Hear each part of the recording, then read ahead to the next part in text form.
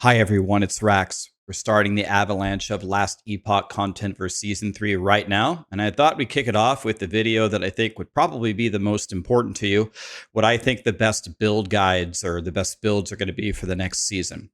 I'll go over all of that, and then we're going to have a leveling video, and then immediately after the season launches, I'll update the loot filter, and I'll release that video. It's going to be the godliest loot filter I've ever made.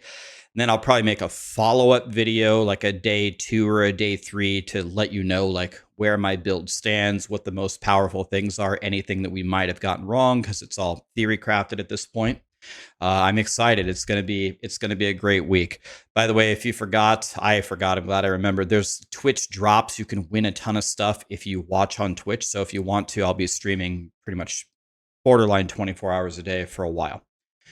Also, on Saturday, we are giving away this God tier custom Last Epoch PC from my friends at Crimson Market. They've been a sponsor of mine for like 2 years. We're giving away this custom PC that you're seeing right here. We gave away one last year, the Last E-Clock, and we've got this one perfectly timed for this season. If you aren't familiar, you use the golden ticket if you haven't been to Crimson Market, and you can enter this drawing for free. Just follow the instructions. No, it's not a trick. No, it's not a scam. Nothing like that. And if you stay subscribed, you accumulate more points. The more points you have, the more entries you have every month to win these custom PCs. And we're also giving away one of the consoles as well on Saturday, I think. It's either might be a PS5 or an Xbox Pro. It's one of those. We're also giving away a console. So come here, check it out, use the golden ticket to enter the drawing for free, and we'll draw it on Saturday. All right, so let's look at the tier list here that we have from the lovely people at Maxroll. By the way, shout out to Lizard and Tarek and Volka and Bina and all the other people on the Last Epoch team that do such a godly job. All right, let's just start in S tier and let's look at these builds. So if you don't know, Warpath Void Knight, Erasing Strike Void Knight, Judgment Paladin, Ballista Falconer, all of these have been good for a long time. It is true that a lot of these got nerfed or giga nerfed in the patch notes, but actually they're still staying in S tier, which is pretty much exactly what I expected to happen. By the way, big shout out to EHG. How many times in video games have we seen like really, really powerful builds that we love, and then we know the company is going to nerf it next season, and then it just gets nuked into oblivion, and you never see the build again? Like a lot of these builds were like S+++ tier last time, and now they're still S tier even after all the nerfs. So it's a really good job. Maybe even if they're a little bit too strong relative to the other builds, I'd way rather have it still in play than erased out of existence. So if you didn't know, Warpath Void Knight is spin to win. You can't go wrong with it. I think it's also rank 1 for just mapping and speed farming. So there's a bunch of tier lists here. If you look at speed farming, yeah, it's rank 1. So you can't possibly go wrong with the spin to win here. If you've never played Warpath Void Knight, it would be a great choice, but it's nothing new. Same story for Erasing Strike. One of the main things about Judgment Paladin that made it so unbelievably strong, which is what I played last season. If you go back to my channel, if you want to see the Uber Aberoth kill or the endgame guides, it's the Judgment Paladin is right there. It had the most insane survivability I maybe have ever seen in like any character in any ARPG. They nerfed it a lot, but it's still going to be one of the tankiest classes. Not to mention that the leveling guide for these 3 classes, leveling Sentinel, is a dream. You level as, I believe it's Javelin Paladin. Oh, it's amazing. It's throw javelins that kill everything. Unless Tarek updated it. I'll have to double check it when I make the leveling guide tomorrow. But either way, leveling Sentinel is a breeze. The Falconer continues to just dominate. I think that Falconer will probably get the world first Uber Aberoth kill, at least on softcore. It'll probably be a Paladin on a Paladin or a Void Knight on hardcore, but Falconers still rule. So let's talk about what you probably came here for. Let's talk about the new builds, and I'm going to go from quote unquote worst to best. So the 3 new ones are Flay Lich, Abomination Necro, like Abomination was there, but it got a big rework. And then the Bear Beastmaster, which got a lot of buffs. Let's start with the Flay Lich. So this is what I was planning to start as, but after talking to Lizard, who is one of the goats of Last Epoch, he kind of thinks that Flay Lich is bait to start out as for a couple of reasons. The first reason is Flay requires quite a bit of gear. You're going to need quite a bit of gear to make this build really start to pop off. If you look at the Flay tree itself, there are so many different things that you can do with this. You can go over here and make Flay caster Chaos Bolts. You can go over here and make your Flay cast Marrow Shards. Then when you go into the Chaos Bolt tree, then you can have it cast other things like Rip Blood or Harvest. And the synergies there and the number of possibilities is kind of mind-blowing. That's why there's been so much theory crafting around this build. But regardless of which one comes out on top, it seems like most of these setups are going to require a good amount of gear to really start to get going. And that's usually exactly what you don't want out of a league starter. When on your very first build, assuming that you want to play for a decent chunk of time, it's much better to play a build that's going to come online right away and you can use to farm all of your stuff. Then you can just throw a twink gear on an acolyte, level it up in 2 seconds, give your lich all of your gear, and dominate. It is theory crafted that in the endgame, when you get the full gear, it will be very strong. But it's not, at least from what I've seen so far, and I've looked at a lot of planners, I've talked to a lot of people, it doesn't seem like it's going to be anywhere near the Abomination Necro or the Bear Beastmaster. I am 1000% making the Flay Lich build, but I am not going to start as Lich. I think starting Lich will be more difficult for the average person than they might think if you don't know what you're doing. So great build to switch to, maybe not the best build to start as from the new ones. Then we have the Abomination Necromancer. And from all the theory crafting, it seems like the Abomination is going to be an absolute powerhouse in the endgame. There's another tier list here. There's a bossing tier list. And I bet you Abomination is going to be near the top. Yeah, it's right up here with the Bear Beastmaster. If your goal is to get your first Aberoth kill or your first Uber Aberoth kill, the Abomination Necro might be strong enough to get close to one-shotting him. It's going to have some unreal power. The problem with this is right here in the big red, with the big red warning, the summoning process of getting your Abomination up, again, as a farming build, is not going to feel great. So it'll be fine. If you want to play Abomination Necro the entire time, that's totally cool. Go for it. But you be prepared that you're going to be dealing with kind of an annoying summoning process all the time. It would be almost better to make another class for all your speed farming and build the super Abomination Necro whenever you want to fight Uber Aberoth and kind of maybe deal with it that way. Not sure how great it's going to be in terms of quality of life of farming, which again is why I would not start Abomination Necro. So then we come to probably the best choice, the Bear Beastmaster. The Bear Beastmaster, probably out of all of them, is going to hit the hardest. I've heard some ridiculous things, like people are theory crafting that maybe Yogi is going to hit for close to 100 million damage, which is why it was at the top of the bossing tier list when we looked at it. So Yogi is going to do unethical amounts of damage and doesn't really suffer from some of the other things that the Flay Lich and the Abomination Necro are. It's going to be a little bit easier to gear than a Flay Lich, and it's going to be not as annoying to play with Yogi as it is the Abomination. And from all the theory crafting that I've seen, I think the Bear is just going to hit harder anyway. Now let's pivot and let's dive into each of the 3 new endgame builds in a little bit more depth to help you decide what you might want to play or give you a little bit more context about what I talked about earlier. So Volca has the first guide here. It's a warning. It's a theory crafted build, no problem. He built it a little bit different than mine. And actually, what I like about how he made this Flay Lich guide is he's not even bothering going into Chaos Bolts, which I think is going to help with what I believe to be one of the biggest problems with Flay, which is solving the mana. So I still think you'll have to solve it here, but the fact that he's not doing that and found a way around it, I think is going to be very good, especially for people starting out the build.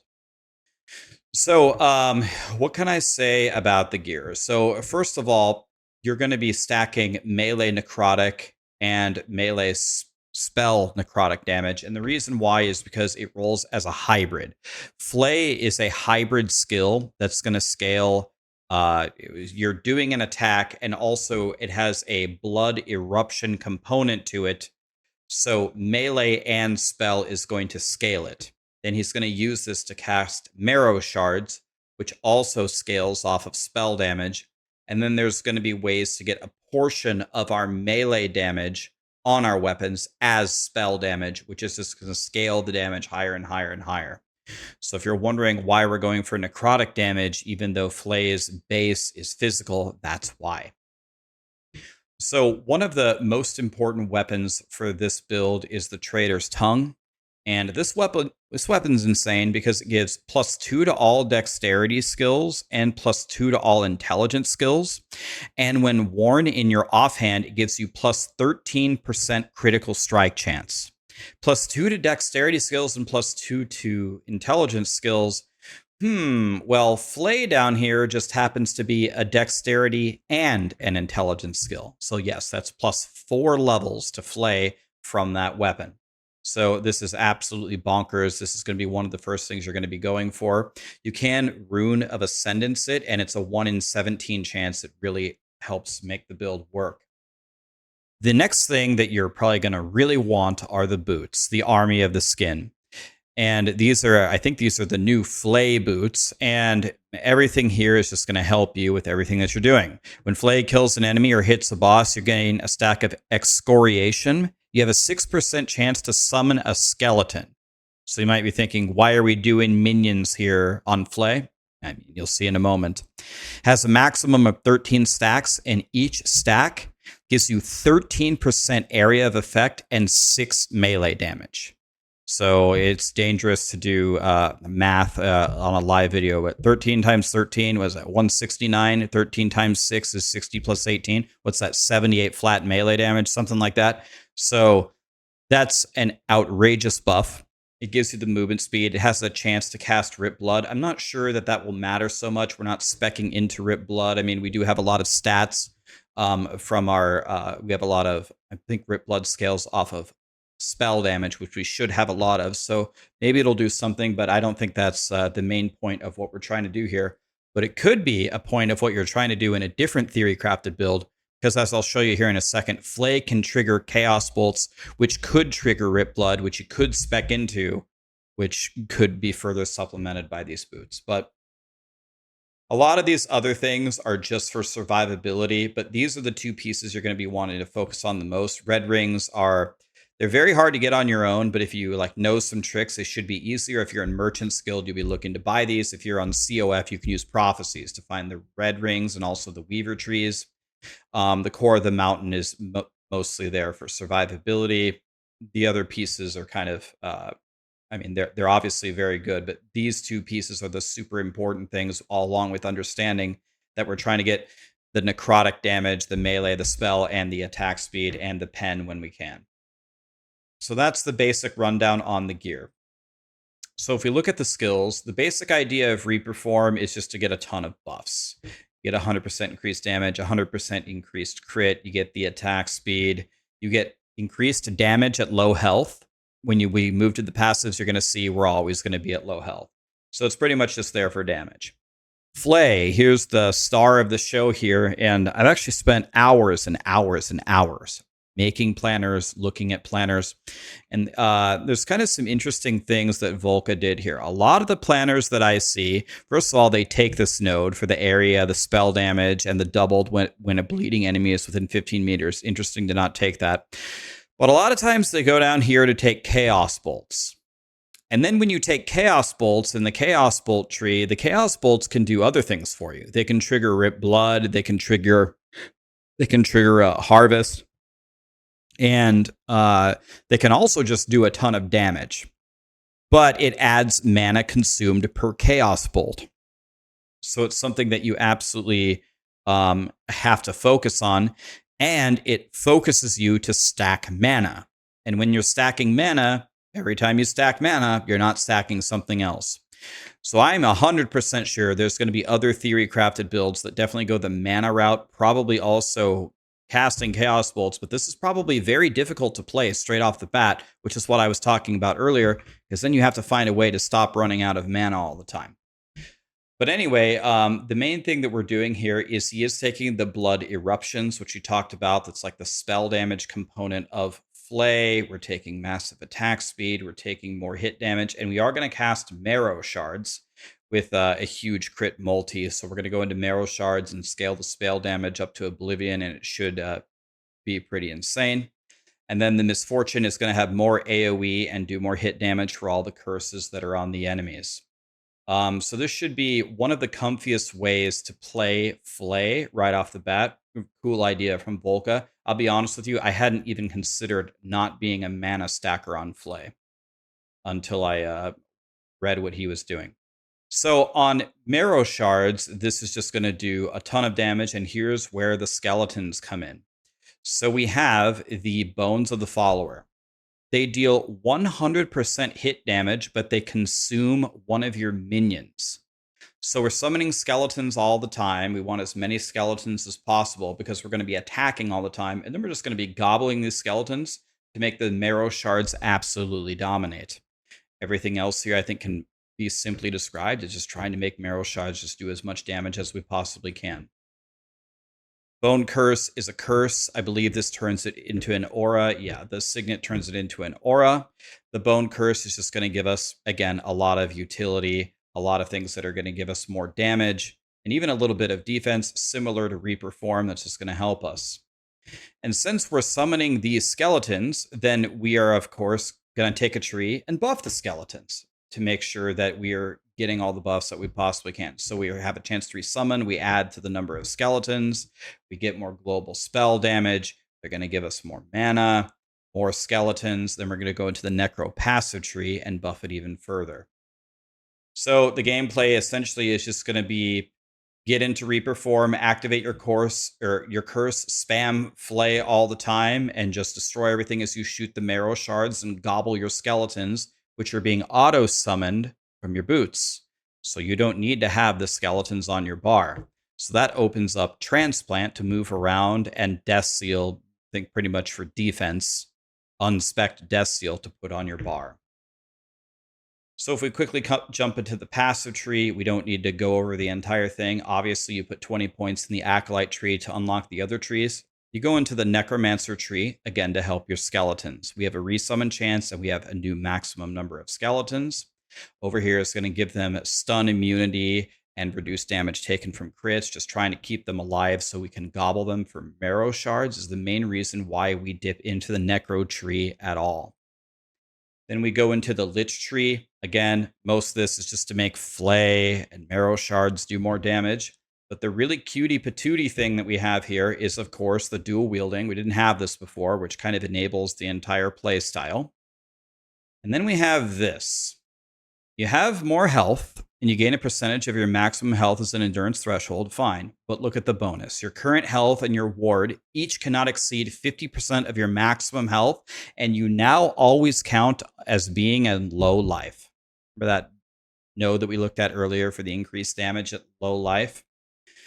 So they're capped at 50, which allow us to take this thing, where a Curse Feast, I guess it has a name, which gives us more leech rate, health leech, damage leech to health, but the leech ends at 66%. And that's not even a penalty for us with this because now we're always at low life, so the penalty doesn't even apply. And then the very first passive, because we're always at low life, we have 40% increased damage. Just kidding, now it's tripled because we're always at low life. 8 points for 120% increased damage is completely out of this world. So Very, very cool tech here. So we're going to have, I think the final planner has actually 6,000 health with the aspirational gear. So I believe you cut that in half to 3,000. Your ward is also capped at 3,000, but a lot of the other things are trying to make sure that we're regenerating all of these things as much as possible, and that'll be like one of the main ways that we're gonna stay alive. So anyway, I hope that was a good little rundown of Flay Lich and kind of a brief explanation of one way to interpret the skill. But again, there's going to be a lot of other ways that come out, and it's going to be very exciting to see if any of them emerge as the clear number one.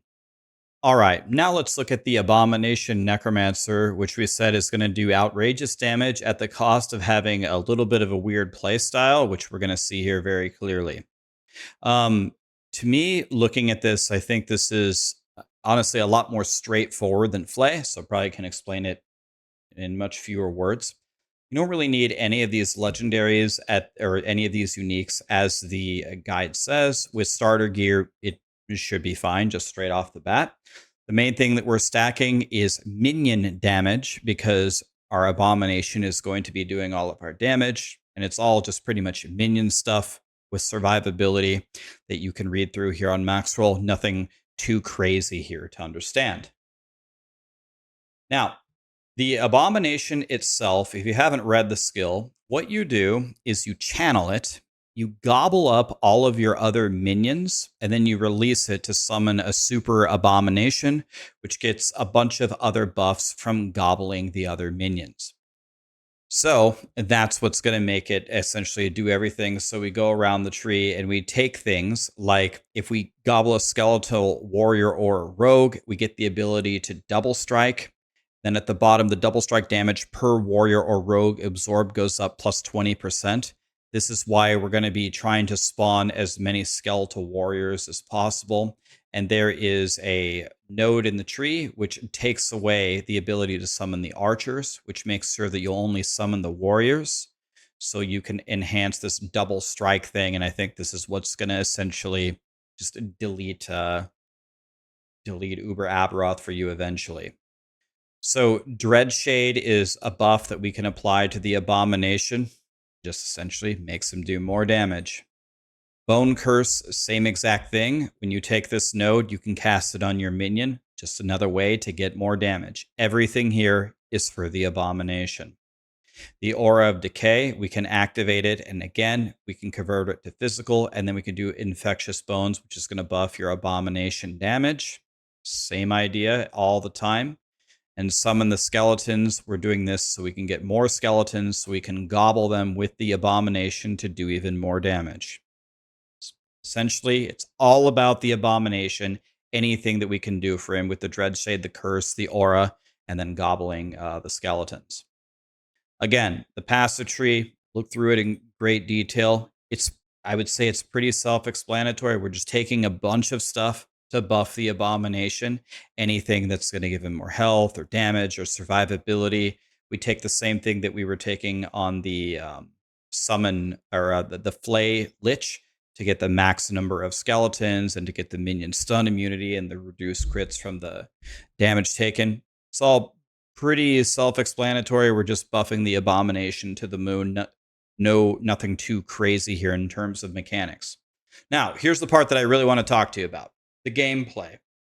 Now, let's see what you have to do here.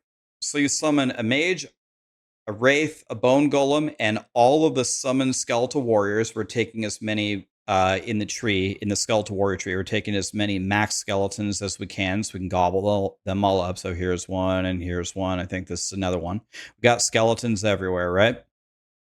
Then we're going to channel it to gobble them all up, and you take the skeletons first so they can resummon before the channeling ends. Then you take Skeletal Mage, your Wraith, your Bone Golem, and your Summoned Skeleton off of your action bar and replace it with a completely different build. Bone Cursed, Aura of Decay, Dreadshade, and Transplant. So essentially, in plain English, this means two things. Whenever you need to summon your Abomination, you're going to have to switch back over and do the entire summoning process again, exactly like this. And it also means that while Last Epoch in their patch notes said that they fixed snapshotting, I think that they meant that they fixed snapshotting in terms of gear, but they haven't fixed snapshotting in terms of skills. Because in theory, one might think, well, when you take the mage, the wraith, the bone golem, and the skeleton off of your bar, maybe the abomination would lose those buffs when you replace it with an entire other build. Nope.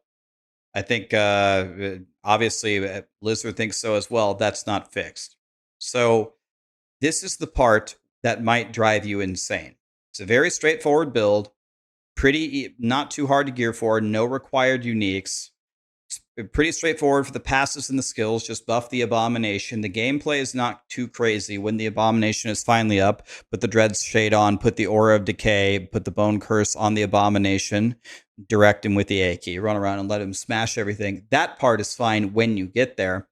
But do you want to play like that for farming for days and days and days? Is that the gameplay that you want to do? This is why, it's an S tier build and it's going to kill Uber Aberoth, but would you rather farm with a different build and then come back and play this later? Maybe. Anyway, that's the main idea of Abomination Necro. When you do everything right, when you fully buff him, when you get the minion damage on your weapons and stuff like that, you buff him correctly, you summon him correctly, it's going to crush. But just be aware, make sure you understand that this is going to be your life. And if this isn't going to be your life, you will have to do the summoning part. You could skip this entire part of making an entire other build, but you would lose your dash. You'd lose 3 major buffs for your abomination. So you really don't have a choice here. You pretty much have to do it. All right, now last but definitely not least, let's look at the Bear Beastmaster. And other than leveling up as a Primalist, which is kind of rough, which I'll get into the leveling guide in the next video, this build pretty much has it all. So first of all, for the starter gear, you don't have to have any uniques. It's already going to be good. It doesn't have the problem with the abomination of switching a bunch of skills or anything like that. It's very, very straightforward. And the synergies here are just so strong. Yeah. This build is going to absolutely just plow everything. So as far as the gear is concerned, you don't need any of this, but all of this is going to help. So the Nowl's Tooth is very nice, especially if you can slam this double minion damage into it, because everything is going to be mostly based upon our bear doing everything. We got additional melee damage for our minions. We got 2 to melee skills. All of these things make this a great choice to target first. And the ascendancy chance is 1 in 54, so not so good, but be on the lookout for this tooth for sure. There's also something very cute with this amulet. Every 10 seconds, a random minion is chosen. Okay, well, we have a bear, so our bear. And 200% of the stats of this item it receives. So it receives 200% of 117% increased critical strike chance. Okay. Well, now we can understand why the bear is going to be going on an absolute rampage. Then again, if you're lucky enough to get red rings, I think the cleaver solution is a very good idea, because you're usually stacking strength here. And it sets your intelligence equal to your strength, which lets you use your red rings, because the red rings give you 10% less damage if you have 180 total attributes. So if you're stacking strength and you get that much int, it solves your problem for you. Then the primordial they're going for is the Reliquary Nest, which massively boosts your idols. Then, of course, you take a bunch of idols that are going to help you with cooldown and a bunch of the aspects, which we'll talk about in a second. Just gonna help you plow. So no crazy gear needed, which is amazing. You can just use the shitty starting gear and then move toward the endgame gear and finally go for your Uber Aberoth, which Yogi is gonna have a real nice time with him. So summon bear. So we go into the skills that make it have the ability to proc Earthquake and have the ability to have swipe. And then everything else is just trying to make the bear do as much damage as possible. And the cool thing about the bear is it also gets it scales with the bear tree, but it also gets the trees of the other skills. So you guessed it, we're going to spec into Swipe and Earthquake, and now it's just going to be Pound Town USA population monsters. So Swipe is going to give us aspect of the Panther. There's like 30 aspects. It's hard to keep them all straight. So aspect of the Panther is going to last 4 seconds and just give us more damage. There's also aspect of the Lynx, and there's aspect of the Shark. There's like 100 of them. And then this is going to give us global attack speed. And then the duality of nature is going to help us with mana, because one of the items that we have is this, where it's going to do damage to our mana before us. Another way to stay alive. If Uber Aberoth lives for 3 seconds, well, you can take a hit from him from that. For the Earthquake, it's pretty self-explanatory. Pretty much everything that we do is we take everything just to make it do more damage. We don't even need to put it on our bar. The bear is casting Earthquake. We're not casting Earthquake. We're just speccing into it, so his Earthquake does more damage. So we just run around. We just make Earthquake do a lot of damage, and Yogi can do it for us. The war cry is insane, because if you go down here, Berserk now affects your bear. And Berserk is right over here, which is an incredible buff. You get melee damage +4 per stack, and you can stack it up to 10 times. And now it applies to Yogi. So that's going to be a massive damage increase for him. Another thing that a lot of people, a lot of builds have a lot of trouble with, they have to solve it some way. Sometimes they have to put it on their belt, is getting a cleanse. Cleansing negative ailments. Purging Shout just cleanses it for you. We're going to be spamming Warcry all the time. Whirlpool is going to help you with the Maelstrom from the Julius path, which we should talk about. We're going to talk about here in a second. But it says, whenever Maelstrom is cast from any source, your minions gain +4 melee necrotic damage for the maximum duration of the Maelstrom. Okay. Well, guess what's next? Maelstrom. We're going to convert it to physical, so there's a slow, so Trapper does more damage when we and the bear use it. But then we're going to take every single node that we can possibly get that's going to increase the duration of Maelstrom, because the longer it's up, the more damage that you get from your boots. Again, just pumping the bear's damage to the moon. Then you can also take this node, which gives you extra stacks, which is like quality of life. So, in general, the bear is now swiping and he's earthquaking. And by the way, after he's done earthquaking, if you Warcry after he earthquakes, he gets his charge back and can earthquake again. So it's kind of up to you. If you're like lazily farming and you don't care, to be honest, this is like me at least 80% of the time, you just Warcry off cooldown. But if you want to try hard, if you're doing something tough and you want to pay attention, then you could Warcry right after the bear earthquakes, which should be pretty obvious, and then just give him another charge after that. And that's probably a much more efficient way to play when you actually have to try. So you can see why there's just so much powerful synergy here, and the quality of life seems pretty high. Let's go ahead and look at the passives here. So a lot of things to understand are these aspects. So here we have the aspect of the Lynx. It gives us a buff to crit strike with more stun chance. And then we go further here, and then we have the aspect of the Lynx has more damage leached as health for critical strikes. So this is another aspect that we're gaining.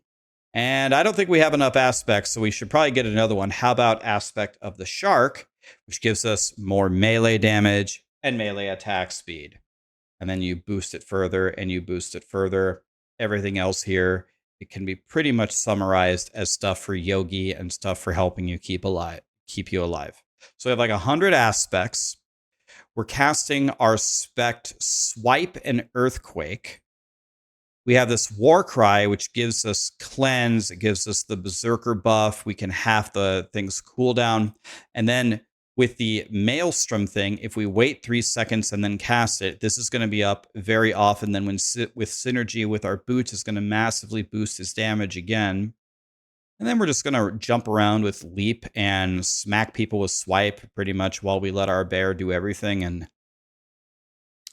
It's gonna be pretty nice. It's gonna be pretty good. Just checking out Lizard's video here. He also has a video if you want to look at it in a little bit more detail. Love Lizard. He's such a great person. You want to know what? I was gonna say he's a great Last Epoch player. You want to know what he is? It's even more important than that. He's a great person. Anyway, that is me pointing out what the best builds are, at least from what I know right now. And that is me going over the 3 different builds in detail.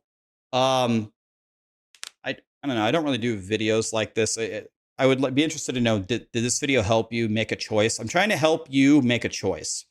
If you want to go Abomination Necro, you might want to pick a different farming build. And then how would you do that? You'd go to the tier list, you go to speed farming, you click Acolyte and say, all right, what should I play as I farm? Well, Flay Lich, sure, if you can get the gear. Chaos Bolts Lich, I actually haven't even heard of this.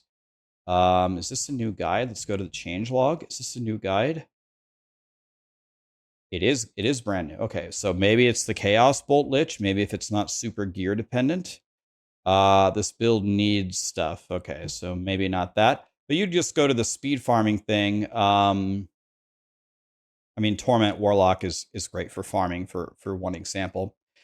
Or if you're going Flay Lich, you'd be in the same situation. Maybe you just straight up go Flay and just pray that you can get the gear pretty quickly.